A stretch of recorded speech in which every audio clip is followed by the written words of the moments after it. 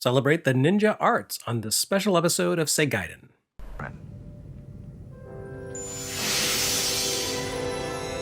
You're 10 years older. A few months back, I looked at the Master System version of Shinobi, which reminded the world how cool the series is, and how great Sega has always been at remixing the original arcade game into something that suits the current moment. And then, shortly after that, Sega announced Shinobi: Art of Vengeance, a new game that looks perfect for the current moment. I'm not saying these two things are related, but you're welcome. As much as I liked the arcade and Master System versions of Shinobi, Art of Vengeance clearly isn't those games. Unlike some of Sega's contemporary remakes, think Miracle World DX and The Dragon's Trap, Art of Vengeance doesn't simply present the original Shinobi with a visual facelift. This is, by all appearances, a totally new game that, from what I can tell, draws heavily on the entirety of the Shinobi franchise. You've got the arcade basics, sure, but also a dog like in Shadow Dancer, and weapon pickups like Shinobi III, and maybe non-linear layouts like the Game Gear titles, and aerial maneuvers and chain attacks like the PlayStation 2 and 3DS games. It's like science finally came up with a grand unifying theory, and it turned out to be all about Shinobi. With Art of Vengeance due out on August 29th, which will be here sooner than you expect, I'd like to do something a little different with this episode of Segaiden, which Sega has generously offered to sponsor. I'm going to trace the evolution of a single series from its arcade origins into a modern console masterpiece.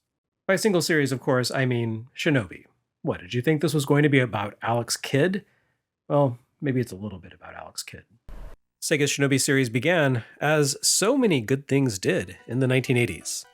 This matters a lot because Shinobi really only could have begun in the 1980s. There are a few reasons for that.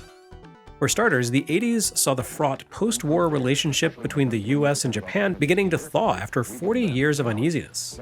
There were still some unhappy feelings, and Japan's unparalleled economic growth at the time caused some American businesses a bit of alarm, but on the whole, the 80s was when Americans began to really appreciate the fact that Japan is, when you get right down to it, pretty cool. You could see that reflected in culture, literature, food, and media. What's that? Sushi. Like the way the chop-sake kung fu flicks of the 70s morphed into ninja flicks in the 80s. Speaking of which, at the same time, Hollywood had reached its peak of cool. The big movie hits of the 1970s transformed the American film industry into a machine designed to deliver blockbusters packed with punchy dialogue, incredible special effects, and action so unrealistic and bombastic that audiences had no choice but to suspend their disbelief and simply go along for the ride. These movies showed up in theaters all over the world, becoming one of America's primary exports. Enjoyed by everyone, and then there were video games. Character action games in particular had grown in just a few years' time from little guys climbing around a single screen to frenetic side-scrolling skill tests.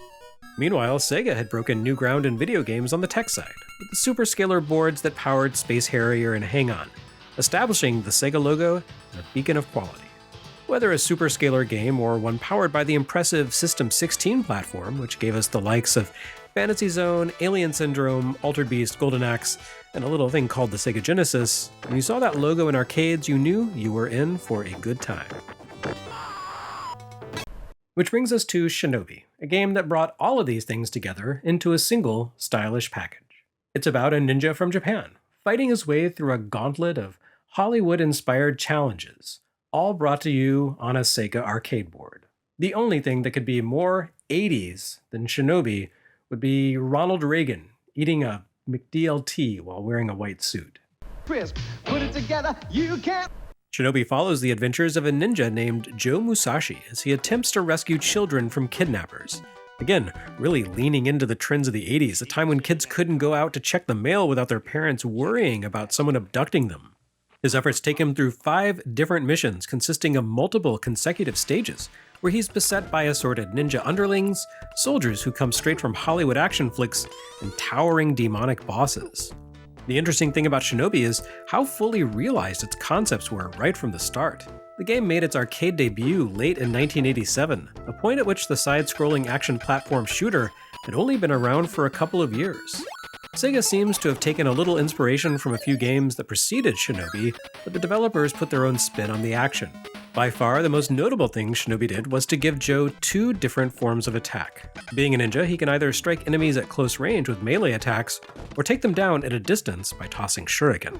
Action games before this generally limited you to short or long-range attacks, playing as either brawlers or shooters, but they never gave you instant contextual access to both. This dual combat style gives Joe a lot of versatility in how he can approach bad guys, rather than forcing players to restrict themselves and Joe to a single set of strategies or playstyles. And just in case you weren't clear that yes, this is a 1980s game, Joe can upgrade his melee attacks to a sword and his shuriken to a gun. He's a modern ninja through and through, though it's worth noting that he can bust out a magical ninjutsu attack in times of crisis. The world he battles through reflects that duality too. The further Joe advances into the game, the more the Hollywood trappings, urban environments, military bases, that sort of thing, give way to more traditional Japanese settings, like temples and villages surrounded by bamboo thickets. And the mechanically enhanced foes you face gradually give way to classic ninja, undead monsters, and bosses powered by ninja magic rather than robotics. It should not surprise you to learn that Shinobi was really tough. We are talking about Sega after all.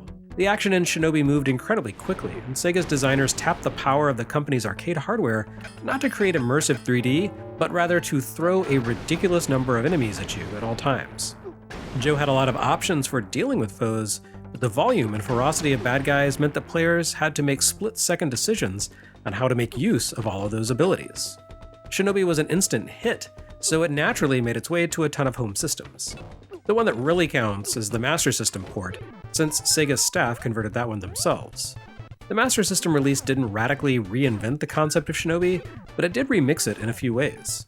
The console's reduced power versus the arcade board meant that its characters were much smaller on screen, giving players more room to maneuver, and it ran at a slightly slower clip. The home port also rearranges level layouts, tweaks enemy placement and the power-up system, and gives the action a slightly more strategic feel by giving Joe a life meter. In the arcade, Joe could actually shrug off bumping into bad guys. Only direct attacks were fatal, but the Master System game only allowed you a limited number of errors, whether attacks or incidental bumps. This version would be the basis of many other home ports, including the NES adaptation, and it helped shape the series' future on console. Shinobi was such a huge hit in arcades that it didn't just receive a home port, it also got sequels. Emphasis on the plural there. Sega launched not one, but 2 follow-ups to Shinobi in 1988, called Shadow Dancer and The Revenge of Shinobi. Shadow Dancer made its debut in arcades, and honestly didn't tinker much with the gameplay formula.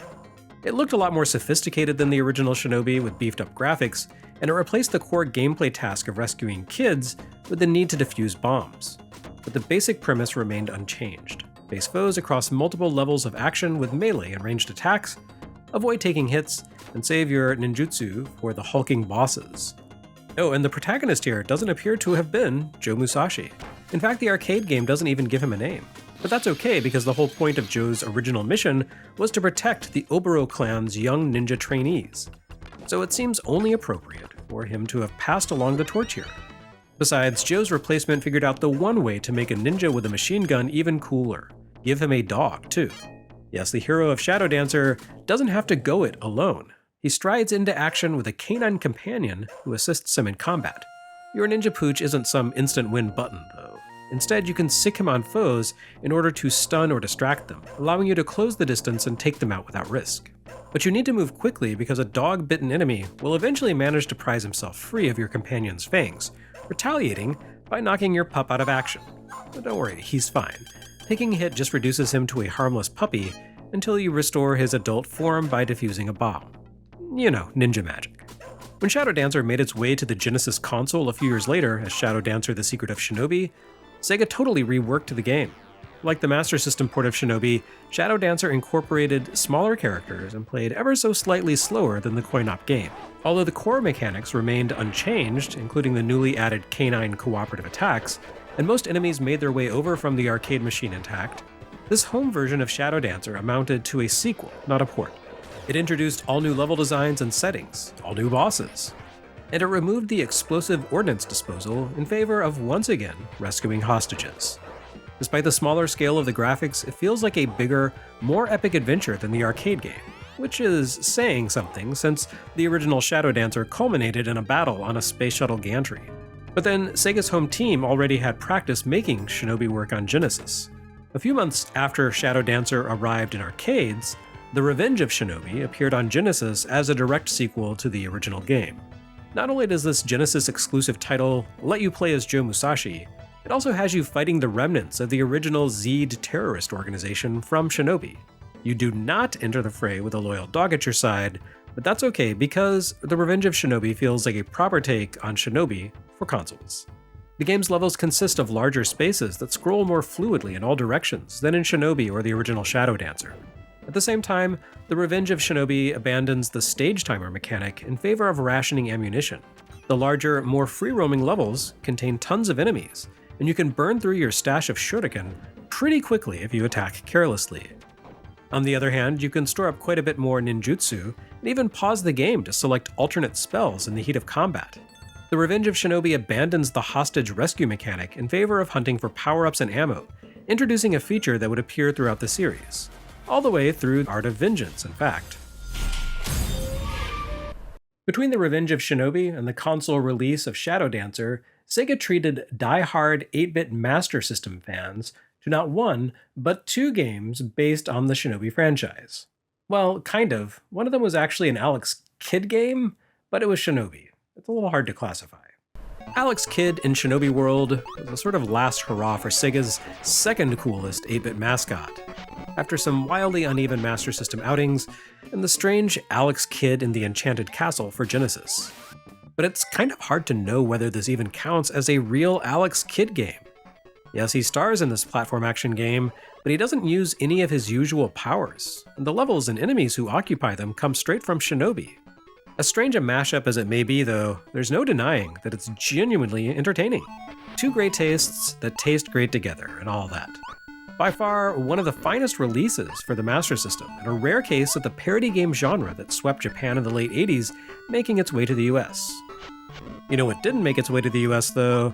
The third game that purported to be the second Shinobi, Cyber Shinobi for Master System. Released in 1990 in Europe, Australia, and South America, but not Japan or the US.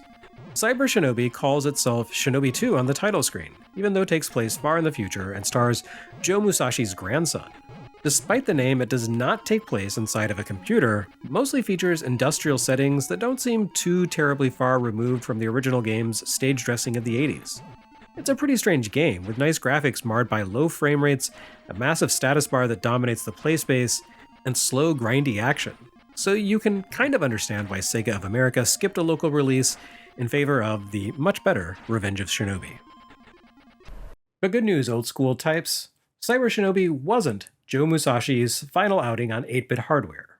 Before throwing in the towel on Z80-powered devices, he made a couple of stopovers on the Game Gear handheld, resulting in two of the best games ever released for that system. Often referred to by their Japanese titles of the GG Shinobi, Shinobi and Shinobi 2 The Silent Fury, yes, another game called Shinobi 2, were the series' first entries for portable systems. And in keeping with Shinobi's habit of being generally pretty awesome, they were in fact pretty awesome. Despite the Game Gear's low resolution and Master System level processing power, the portable Shinobi titles feel meatier and more complex in some ways than even the Genesis games. That kind of makes sense. Both of these games build directly on The Revenge of Shinobi and even feature graphics that resemble scaled-down versions of the Genesis sprites. But Shinobi for Game Gear also takes a page from Shadow Dancer on Genesis by asking, how do you make a ninja with a machine gun even cooler? In this case, the answer turns out not to be give him a dog, but instead turn him into 5 ninjas. The Game Gear Shinobi titles stand apart from other entries in the series due to their unique structure. Rather than simply following a level-by-level approach, these games allow you to tackle their first 4 stages in any order you like. That's more than just an option to tackle the easiest level first, because each time you complete a stage, you rescue a hostage. And not just any hostage either, but a member of the Oboro clan. Unlike in the original Shinobi, the kids you rescue don't just say thanks and vanish. Instead, they join the team. Joe Musashi begins the adventure alone, but each ninja you rescue becomes a playable partner. You can swap between Joe and another ninja at any time, and each ninja has his own unique weapon and abilities. Joe is great at breaking open blocks, while the green-clad ninja can double jump. The blue-trimmed ninja can swing around with a grappling hook, and so on. Each ninja you add to your team expands your repertoire of skills and gives you additional options for tackling or revisiting the stages, making for the most complex and replayable of all the Shinobi games. On Game Gear, of all things, who'd have thought? It took 5 years and 4 different games presented as Shinobi II for Sega to finally flip the odometer over to 3, with Shinobi III: Return of the Ninja Master. Look, I'm not good at math either, so I can't hold it against them. Besides, it was worth the wait. Shinobi III thoroughly modernizes the series to the standards that people expected from action games in 1993. It looks great, of course, but it moves smoothly and it plays faster than any Shinobi title before it. On top of that, returning Ninja Master Joe Musashi has more moves and greater mobility than ever before. In addition to the usual sword slashes and shuriken tosses, Joe can perform overhead grapples along the ceiling, wall jumps, diving kicks, and more. Oh, and sometimes you go horseback riding or surfing on auto-scrolling stages, just to remind you that Shinobi got a start in the 80s. You wouldn't have seen this game's giant bosses and slick maneuvers in an 80s game, though. In a lot of ways, despite being presented as a sequel to The Revenge of Shinobi, Shinobi 3 feels like a direct sequel to Shinobi 2, by which I mean the Game Gear one. Except that instead of spreading advanced techniques among 5 different ninja warriors, they're all performed by Joe. Just Joe. No dogs, no ninja acolytes, not even any hostages to rescue. Just the series' original hero all on his own. Which makes sense. He is the Ninja Master, after all. It's even there in the title. Along with the original arcade game, Shinobi 3 is probably the game that most people think of when they wallow in nostalgia for the series. It's the definitive Shinobi adventure in a lot of ways. From what I can tell, Art of Vengeance will be using this game as its foundation, which again, just proves the point. From a historical perspective, Shinobi 3 marks the end of the classic Shinobi series and the adventures of Joe Musashi. That seems perfectly fitting, because soon after that game shipped, video games changed radically. By the time the next Shinobi game arrived, the end of 1995, the slick 2D action and graphics of Shinobi 3 were totally passé.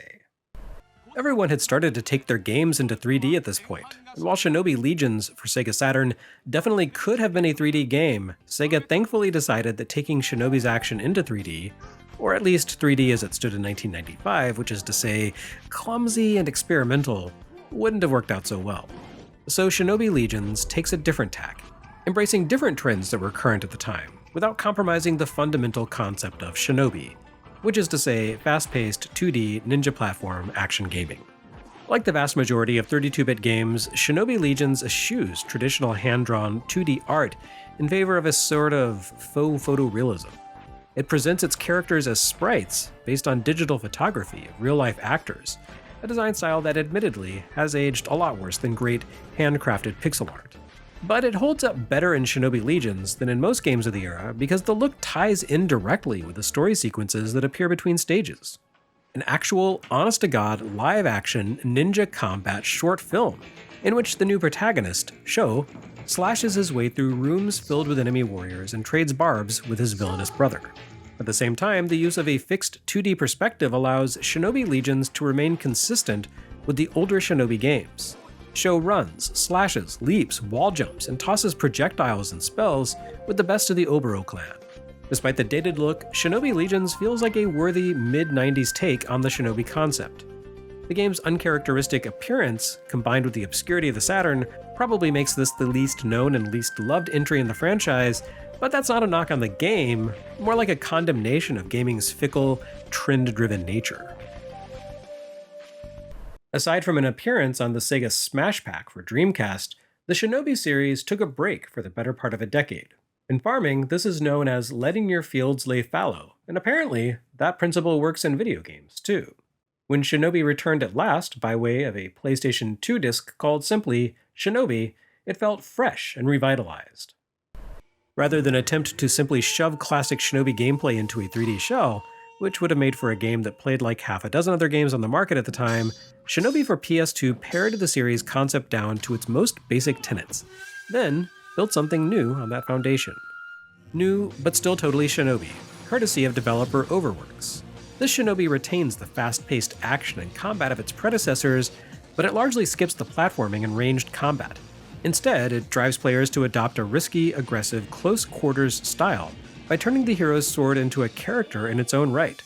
Protagonist Hotsuma, Another ninja of the Oboro clan, known for his bold fashion choice of wearing a long red scarf into battle, wields Akujiki, a cursed sword that feeds on souls. Ideally, these are enemy souls. Kill a bad guy and Akujiki devours their soul, no problem. Let too much time pass between kills though, and Akujiki starts snacking on Hotsuma's essence. So you really need to maintain a fast pace, stay on task, and avoid wandering or dawdling for too long.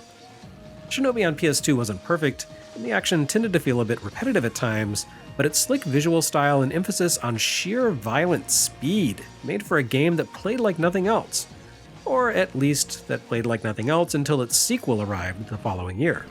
Nightshade for PlayStation 2 expanded on the design of Shinobi without changing things radically.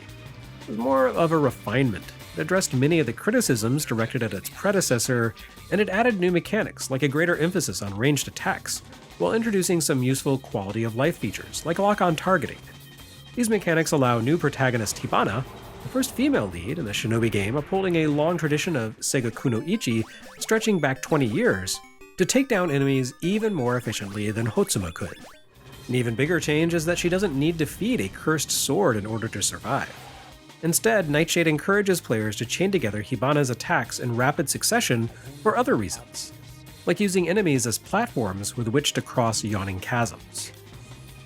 If you've seen trailers for Art of Vengeance, you can definitely see how the game appears to be building on the PlayStation 2 Shinobi games. However, it's not like the series has been totally quiet since Nightshade came out 20 years ago. Shinobi did have a few little outings on handheld systems this century.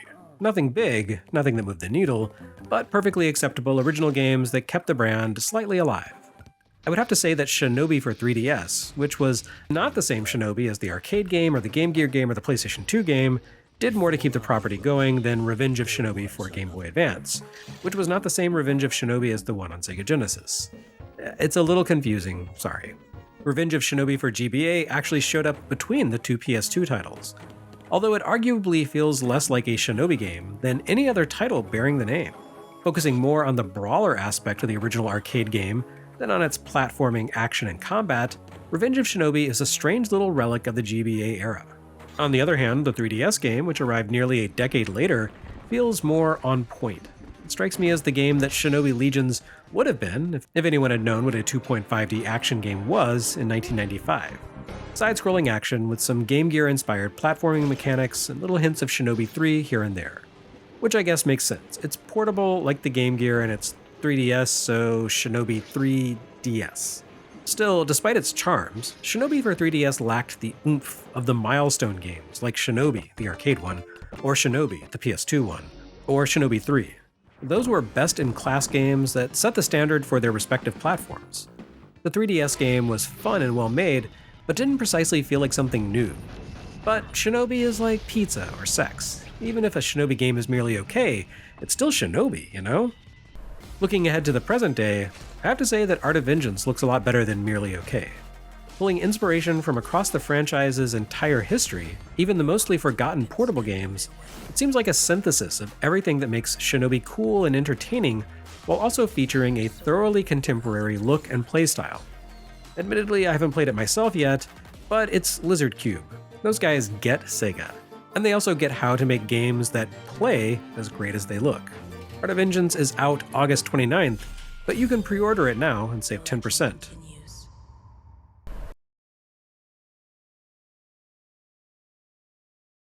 Next time on Segaiden, we trade the Ninja Gi for bare pecs and the katana for a broadaxe.